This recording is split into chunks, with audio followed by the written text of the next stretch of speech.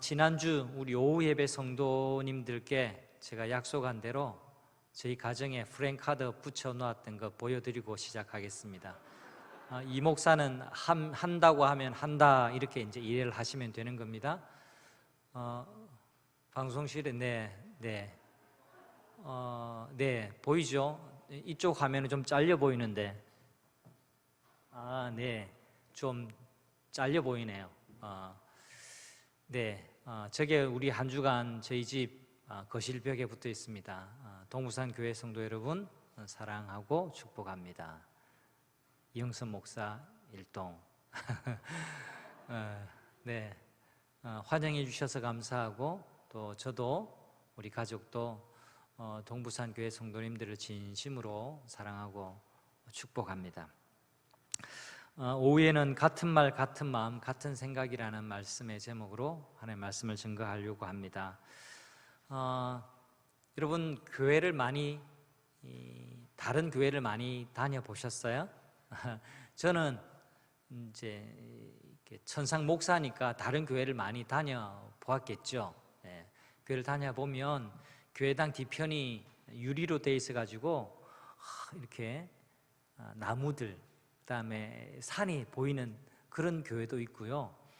또 어떤 교회는 그림 보여주시는 것처럼 스테인드 글라스로 해서 굉장히 화려한 교회도 있습니다.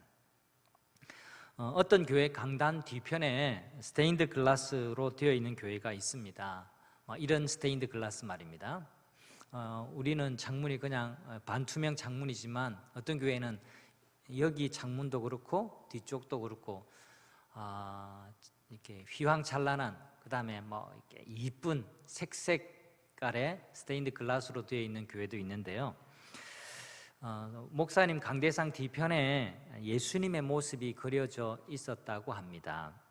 근데 목사님이 설교를 하다가, 저는 지금 적응해 가고 있는데, 저도 이 마이크 말고 좀 자유로운 마이크도 쓰고 싶기도 해요. 아무튼 목사님이 잠깐 이렇게 비켜나서 설명하고 이렇게 하려고 강대상을 잠깐 비키니까, 마침 그때 그 순간에 그 찰나에 어떤 이야기가 들렸냐니까, 회중 가운데 이제야 예수님이 보이네, 이렇게 바로 움직이는 그 찰나에 그 말이 나왔어요. 그게 뭐냐니까, 좀 이렇게 가족끼리 앉아 있다가 뒤편에 스테인드 글라스의 그림이 예수님 그림이니 뭐니 이렇게 하는데, 아기가 안 보이는데 예수님 이렇게 하다가 목사님이 잠깐 이렇게 비키니까 그때 예수님이 보인 거예요. 그때 아기가 이제 예수님이 보이네, 그런 거예요. 목사가 비켜난 그 순간의 말입니다. 한번 따라해 주시죠. 내가 비켜야 예수님이 보인다. 목사가 비켜야 교회의 주인이신 예수님이 보이고요. 장로가 비켜야 장로교지만 교회의 주인이신 예수님이 그때 보이는 겁니다. 요즘 제가 기도하는 게 있어요. 너무 잘하려고 하지 말고 예수님이 하시도록 자리를 내어 드리는 것이 믿음 아닌가. 요즘 제가 이걸 묵상하고 기도하고 있습니다. 하나님, 제가 나서지 않고 우리 주 예수님이 잘 드러나 보일 수 있도록 도와주세요. 그렇게 합니다. 제게 부담이 좀 있어요. 오늘 목회 편지에도 적어 놓았지만, 우리 성도님들이 저를 너무 잘 진심으로 환영해 주시는 것 너무너무 감사한데 부담이 되기도 해요. 기도하셔도 짧게 해주세요. 너무 이 목사를 위해서 너무 길게 기도해 주시니까 제가 좀 부담스럽기도 합니다. 너무너무 감사하고요. 이 목사와 또 그 가정을 위해서 길게 기도해 주시는 건요, 새벽 기도 나오셔서 또 집에 계셔서 집에서 길게 기도해 주시고요. 강단에서는 이제 2주 지났잖아요. 2주 지났으니까 이제는 짧게 해주세요. 짧게. 그게 왜 그러냐 하니까, 이 목사가 중요하기는 하지만 예수님보다 안 중요하거든요. 그래서 이번 달만 여러분하고 살다가 갈 사람 아니잖아요. 그러니까 이제 2주 했으니까 충분합니다. 근데 여러분 당부드리는 것은 저를 보지 마시고 예수님을 꼭 바라보시는 여러분 되시기를 간절히 바랍니다. 네, 교회에는 예수님이 보여야 돼요. 훌륭한 목사가 보이면 안 됩니다. 또 좋은 장로님이 보이면 안 됩니다. 자칫하면 목사가 예수님을 가릴 수 있고요, 자칫하면 우리 장로님들이 예수님의 뜻을 가릴 수 있습니다. 교회만 그럴까요? 우리 가정도 마찬가지예요. 어떤 집에 가면 예수님은 이 집의 주인이시오, 그런 성구 붙어 있죠. 성구만 붙어 있고 진짜 주인은 아니에요, 예수님이. 그런 성구 안 붙여놔도 여러분의 가정에 주인이 예수님이신 줄 믿으시기를 바랍니다. 네. 직장에도 마찬가지예요. 오늘 오전에도 잠시 말씀드렸지만 그냥 돈 벌기 위한 직장 생활 하지 말고 예수님 모시고 내가 출근한다, 예수님 모시고 내가 기업을 경영한다, 예수님 모시고 내가 이곳에서 사업을 한다, 이렇게 생각하시면 훨씬 더 행복하실 거예요. 출근하는 것도 더 즐거우실 겁니다. 그래야 보람이 있죠. 여러분 평생 돈만 쳐다보고 돈만 쫓아가다가 살다가 우리는 언젠가 천국 갈 건데 얼마나 허망해요. 돈은요 있다가도 없고, 돈은 많이 가진다고 행복한 게 아니에요. 돈을 벌어서 무엇을 할 것인가, 돈을 벌어서 어떻게 살 것인가, 그것 더 깊이 생각해야만 합니다. 예수님을 가리고 있는 이 모양 저 모양의 것들이 비켜나야 그때 비로소 예수님이 나타나게 되는 겁니다. 고린도 교회에도 예수님을 가리는 게 있었습니다. 그게 뭐냐? 자기 주장과 분파였습니다. 오늘 본문 읽었던 것처럼 고린도 교회는 바울파, 아볼라파, 게바파, 아니야 나는 이도 저도 아니야, 나는 그리스도파야, 이런 분파가 있었습니다. 이런 강력한 자기 색깔 주장들이 많이 있었습니다. 그래서 고린도 교회가 굉장히 골치가 아프게 되어졌습니다. 이 분파에 대한 성격을 조금 더 설명을 드린다면, 여러분 3장 6절에는 이런 말씀이 있어요. 바울이 이런 분파를 보다 못해 이렇게 설명합니다. 나는 심었고, 나는이라는 것은 바울입니다. 바울이 나는 심었고 아볼로는 물을 주었다, 그렇게 말합니다. 그러나 그리스도께서 자라나게 하셨다, 그렇게 이야기를 합니다. 바울이 고린도 교회를 개척했습니다. 그리고 바울은 이방인을 위한 사도로 부름을 받았기 때문에 고린도 교회만 머물러 있지 않고 떠났습니다. 그 다음 아볼로가 고린도 교회에 말하자면 2대 목사로 와서 맡아서 양육을 했습니다. 바울에게 세례를 받은 사람들은 바울을 잊지 못했거든요. 그래서 나는 바울에게 속한 사람이다 라고 자기들끼리 그룹을 형성해서 막 주장을 했습니다. 그래서 고린도 교회를 개척한 바울을 옹립하고 또 바울과 같은 확고한 리더십을 좋아했던 사람들이었는데요, 바울을 추종하면서 자기들끼리 모여진 하나의 그룹을 형성했습니다. 그래서 나는 바울에게 속했다, 이런 그룹이 이렇게 있었어요. 두 번째는 아볼로, 나는 아볼로에게 속했다라고 했는데요, 아볼로는 회심한 유대인이었는데 바울 뒤에 이어서 역시 목회를 했습니다. 바울은 고대에 가장 유명한 도서관이 있었던 알렉산드리아 출신이에요. 이 알렉산드리아는 이집트의 큰 도시였는데요, 고대에 가장 큰 도서관이 있었던 도시가 바로 알렉산드리아였습니다. 그래서 학파 가운데 알렉산드리아 학파가 있었어요. 여러분 요즘은 어딜 가나 통신이 발달하고 인터넷 시대이기 때문에 우리 아이들도 다 네이버에게 물어보고 유튜브에게 물어보고 목사에게 잘 안 물어봐. 이런 시대예요. 근데 2000년, 3000년 전에는 이런 환경이 아니었잖아요. 다 스승에서 배우고 또 책을 통해서 배우는 것이 가장 큰 학습이었습니다. 그래서 그 도시에 도서관이 지어졌다라고 하는 것은 그 도시가 지식과 학문의 중심지였다라는 것을 말합니다. 그러니까 교양 있는 사람, 지식인, 그 다음에 학자들이 어디에 모여 있을까요? 알렉산드리아.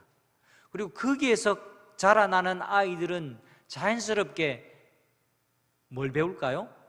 글을 배우고 책을 읽고 학문을 접하게 되는 거죠. 근데 이 아볼로가 알렉산드리아 출신의 유대인이었어요. 그래서 배운 게 많았던 겁니다. 언변이 좋았어요. 그리고 학식이 뛰어났습니다. 그러니까 자기가 알고 있는 진리에 관해서 성도들에게 얼마나 잘 설명을 했겠습니까? 그러니까 성도님들 가운데서도 열정적인 성도님들이 있는 반면에 굉장히 지성적인 쪽으로 관심이 많은 분들이 또 많기도 해요. 그래서 그런 분들이 모여서 참 아볼로 목사님이 너무너무 좋아. 바울 목사님도 좋기는 하지만 나는 아볼로 목사님의 설교가 훨씬 더 좋아. 그래서 아볼로를 추종했던 겁니다. 그리고 게바파도 있었어요. 이 게바가 누구냐니까 베드로죠. 베드로가 또 다른 말로 게바인 거죠. 예루살렘에서 고린도로 흘러 들어온 크리스찬으로 구성되었으리라고 추측을 합니다. 여러분, 고린도라는 도시는 우리 부산과도 비슷해요. 부산과도 비슷하다는 말이 무슨 말인지 아시겠죠? 항구 도시예요. 항구 도시니까 문물이 자유롭게 드나들게 되어지죠. 그리고 소식이 빨라요. 주변에 왕래가 빈번했습니다. 그러니까 예루살렘에서 이렇게 처음 이렇게 정착하는 곳이 이런 고린도라는 도시인 거죠.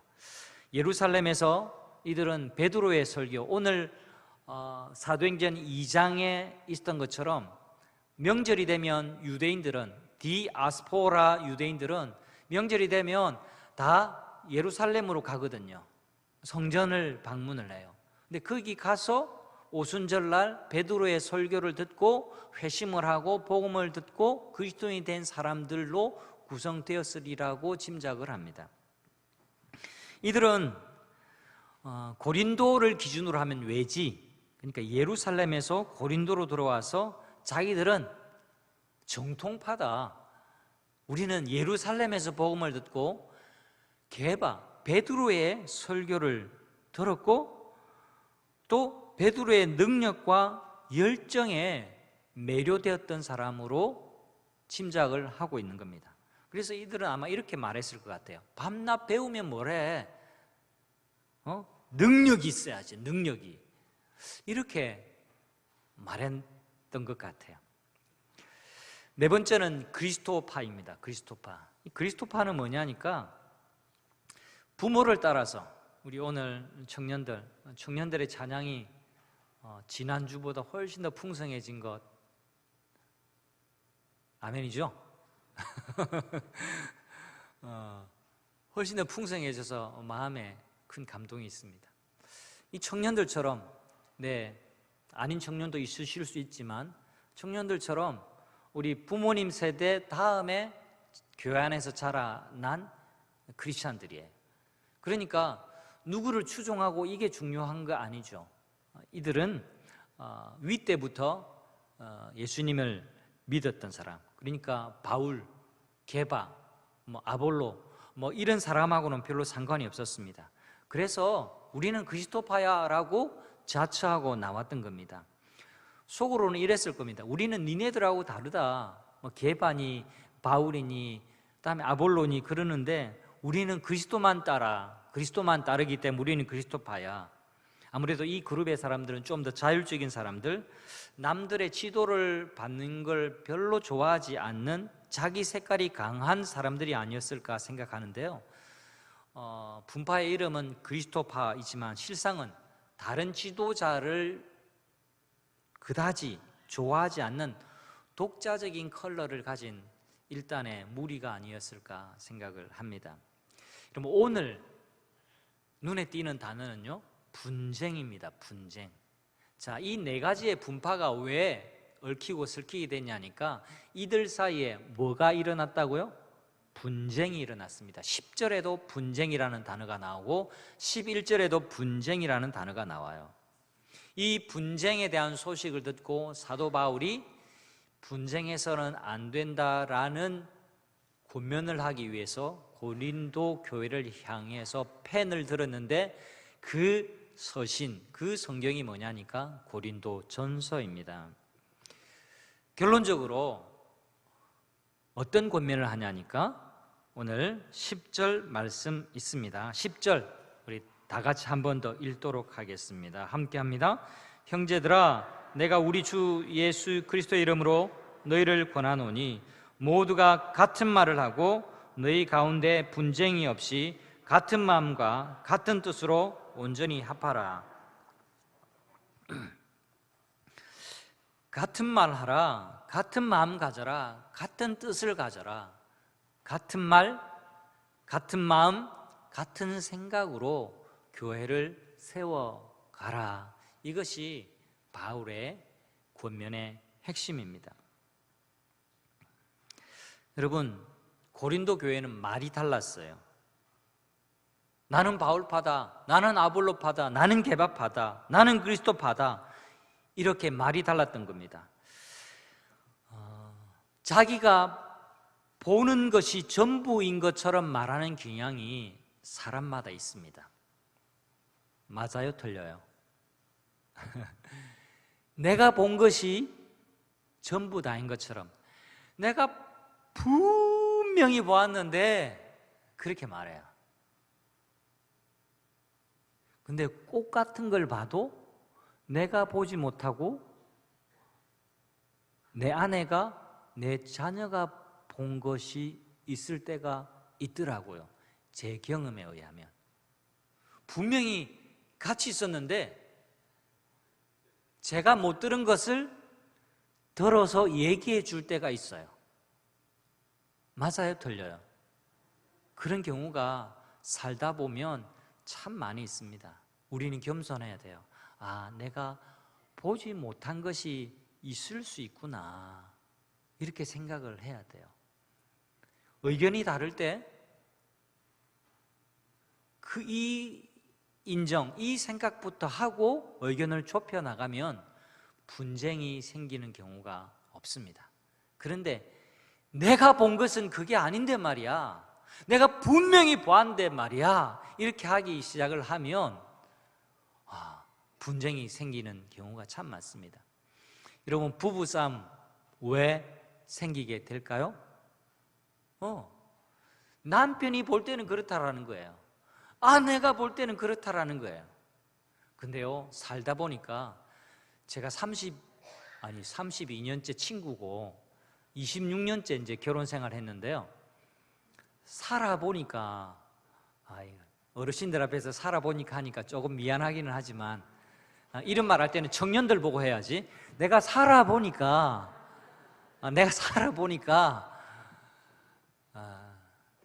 내가 못 보는 것을 아내의 섬세함으로 발견해 줄 때가 너무 많아요. 너무 많아요. 진짜 너무 많아요. 반대도 있어요. 반대도 아내가 조그만 것밖에 못 봐서 그럴 때 저는 큰 그림을 그리거든요. 그릴 때는 제가 또 목에 힘주고 이야기할 때도 있어요. 네. 남녀가 보는 관점이 다르기 때문에 그렇거든요. 사람은 다 완전하지 않습니다. 인정하십니까? 사람 다 완전하지 않아요. 똑같은 것을 보더라도 사람마다 인식하는 내용이 다르게 나타납니다. 다르게 나타나요. 내가 좋아하는 것이 더 크게 보이는 법이에요. 같은 이야기를 들어도 마찬가지입니다. 내 생각과 주장에 조금이라도 근접하는 말이 들리면 그때 크게 들어요. 여러분, 가짜 뉴스가 이 세상에 왜 이다지도 많을까요? 바로 이런 이유 때문에 그래요. 내 주장에 가까운 이야기는 팩트 체크를 하기 전에 이미 그것을 사실과 진실로 받아들여 버립니다. 그러니까 더 가짜 뉴스가 내 마음속에 고착이 되고 강화가 되는 거죠. 이것이 인간의 연약함입니다. 우리가 같은 말을 하기 위해서는 그러면 어떻게 해야 할까요? 우리 성도들이, 또 여러분들이 가정에서 부부가 같은 말, 같은 생각, 같은 마음을 품기 위해서는 어떻게 해야 할까요? 그것은 끊임없이 우리가 그리스도의 말씀에 집중하면 됩니다. 사람이 다 같지 않은데 같지 않은 것은 자연스러운 거고요. 하지만 같지 않은 상황 속에서도 같은 말, 같은 생각, 같은 뜻으로 하나가 될 수 있습니다. 연합할 수가 있습니다. 아멘이십니까? 아멘 하시기를 바랍니다. 우리가 다 다른 사람이지만 연합할 수 있습니다. 그 연합이 너무너무 아름답다라고 성경은 우리에게 가르쳐 주십니다. 형제가 연합하여 동감이 어찌 그리 아름다운지 그렇게 말씀하잖아요. 바울이 세 가지 역질문을 합니다. 그리스도가 어찌 나뉘었느냐? 그리스도가 나누어지지 않았는데 너희는 어떻게 그렇게 나누어져서 그렇게 행하고 있느냐라는 겁니다. 여러분, 이거죠. 여러분, 이렇게 집에 손님을 초대할 수 있습니까? 나중에 우리 집에, 예를 들면 이겁니다. 우재선 목사님 이제 이사도 하고 왔으니까 나중에 제 집에 식사하러 오세요. 네, 식사하러 오시되 입만 오시고 몸은 오지 마세요. 아시겠죠? 여러분, 이렇게 사람을 초대할 수 있습니까? 없잖아요. 그렇죠? 우리 몸이 나누어지지 않은 것처럼 그리스도의 몸을 분리하여서 생각할 수가 없습니다. 그래서 사도 바울이 그리스도가 어떻게 나누어졌느냐? 그럴 수 없지 않느냐라고 말씀합니다. 자, 여기가 동부산 교회입니다.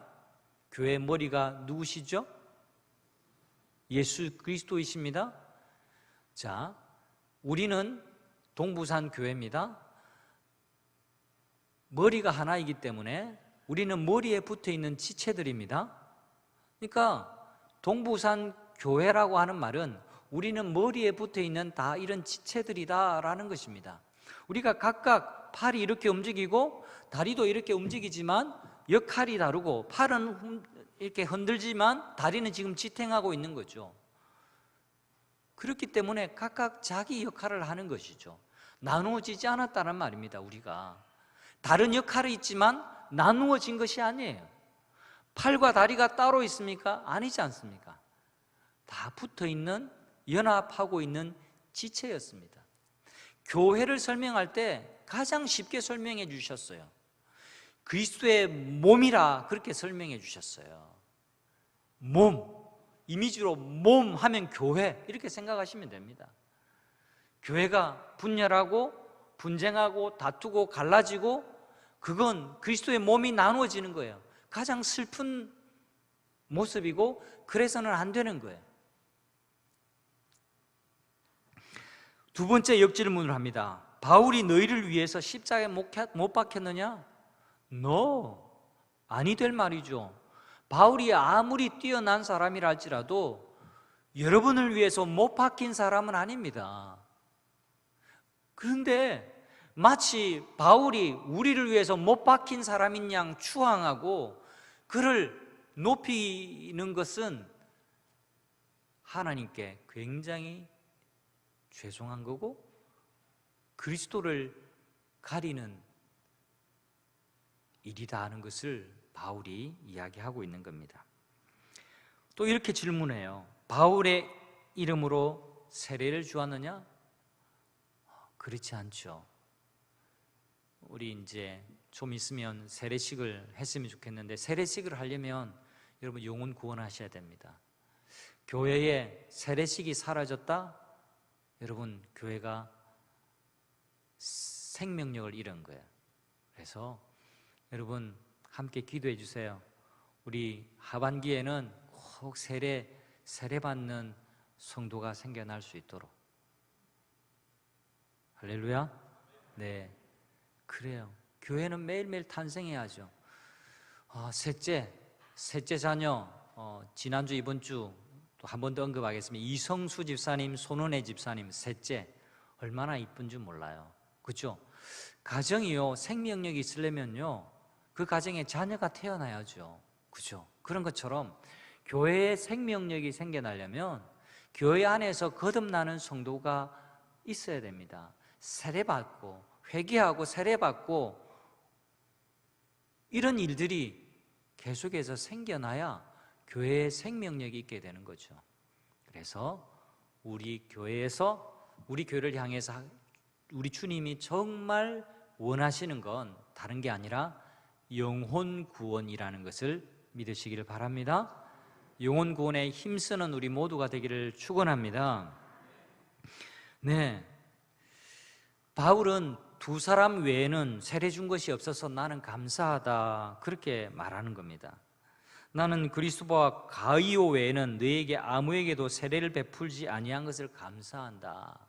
그래서 많이 세례를 주면서 나는 바울에게 세례를 받았어요, 나는 바울에게 세례를 받았어요 자랑하는 사람이 2명 외에는 없게 된 것 너무너무 감사한다, 그렇게 이야기를 하고 있는 겁니다.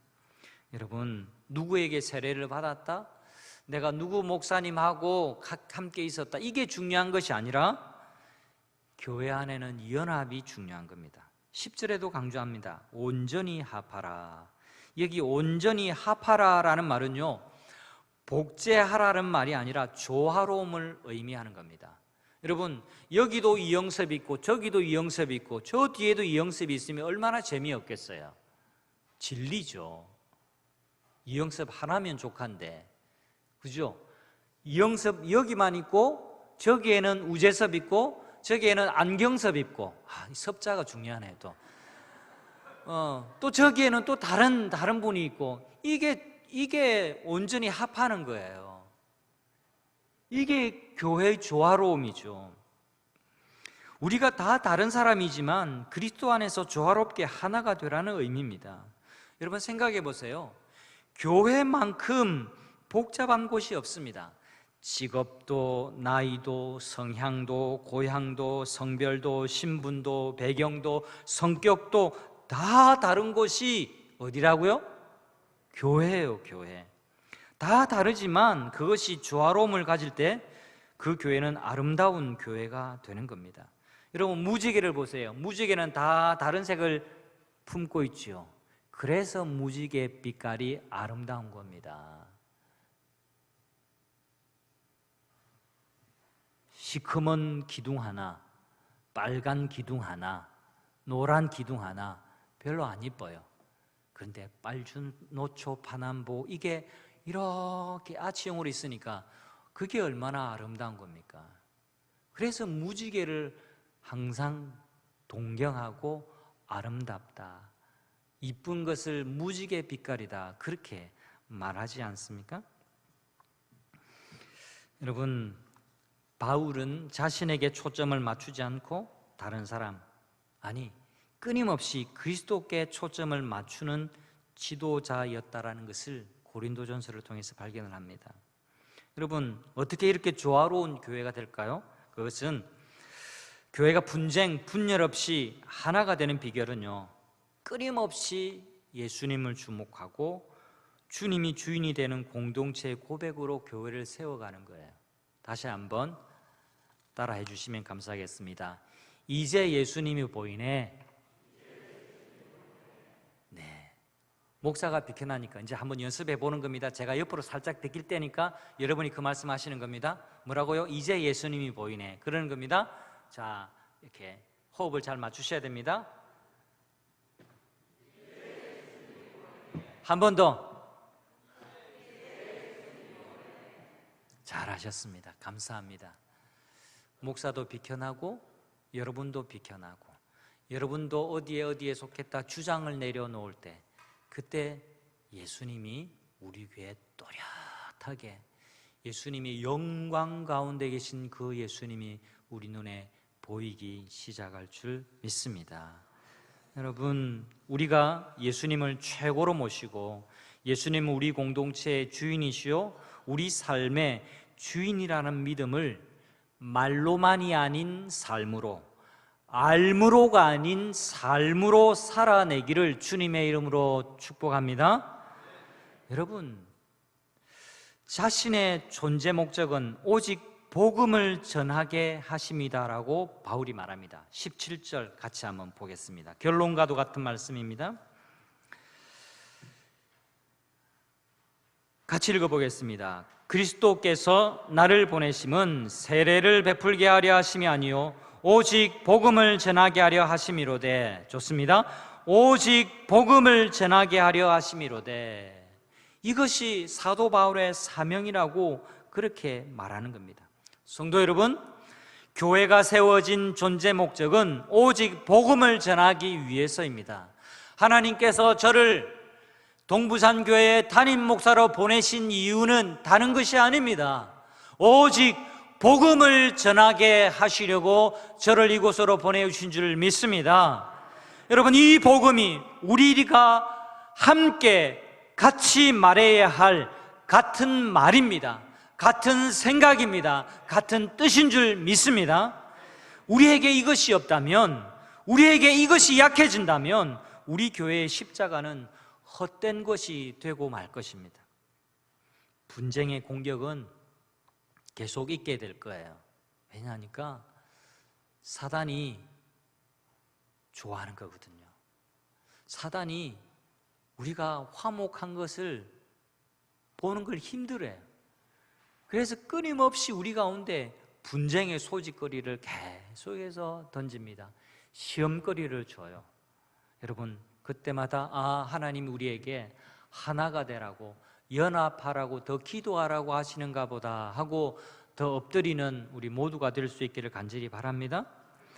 여러분, 그럴 때마다 여러분 실제적인 적용 원칙을 하나 나누고 말씀을 마치려고 합니다. 이 문장은요 17세기 마르코 안토니오 도미니스 대주교가 한 말인데요, 그 사람이 쓴 교회론 책에 나오는 말이에요. 자, 한번 따라해 주실까요? 중요한 문장인데 띄워주십시오. 네, 제가 이제 눈이 나빠져서 뒤에 글씨가 잘 안 보이는데 여러분 보이시나요? 네, 같이 읽어보겠습니다. 시작. 본질적인 것에는 일치를, 비본질적인 것에는 자유를, 모든 것은 사랑을. 한 번 더 시작. 본질적인 것에는 일치를, 비본질적인 것에는 자유를, 모든 것에는 사랑을. 네, 비본질적인 일 생길 때 본질적인 일로 바꾸어가고 일치하고 연합하고, 그 다음에 그렇게 중요한 일 아닌 것 같은 경우에는요 자유를 주세요. 자유를. 그리고 모든 일에는 뭘 더해라고요? 사랑을 더해가는 우리 동부산교회 성도님 되시기를 바랍니다. 가정에서도 그렇게 살아가시고 직장에서도 이렇게 살아가시고 삶의 현장 속에서 연합과 자유와 사랑이 충만한 여러분들 되시기를 바랍니다. 우리 함께 찬양하겠습니다. 조금 전에 우리 불렀던 임재 찬송 함께 찬송하고 싶습니다. 우리 방금 말씀을 기억하면서 이 찬양